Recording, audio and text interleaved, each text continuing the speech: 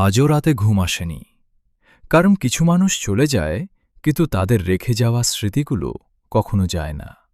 যাকে নিজের পৃথিবী ভাবছিলাম, সে একদিন বলল, তুমি ভালো থেকো।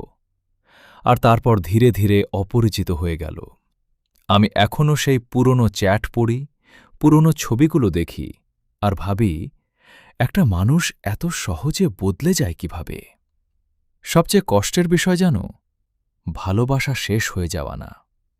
কষ্ট হয় তখন, যখন তুমি কাউকে হারিয়ে ফেলো যে একসময় তোমার সবকিছু ছিল। এখন আমি হাসি, কথা বলি, সবার সাথে ঠিক থাকি, কিন্তু ভিতরে ভিতরে প্রতিদিন একটু একটু করে ভেঙে যাচ্ছি। কিছু মানুষ জীবনে আসে শেখানোর জন্য, যে সব সম্পর্ক শেষ পর্যন্ত থেকে যায় না।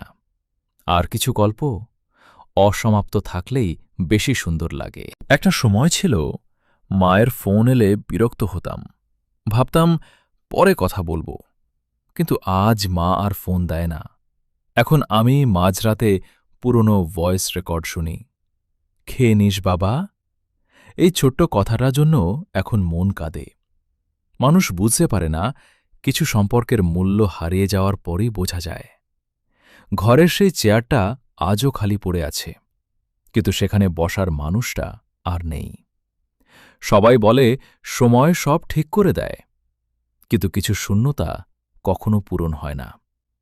আজও মনে হয়, আর একবার যদি মা বলে ডাকতে পারতাম, তাহলে হয়তো এতটা ভেঙে পড়তাম না।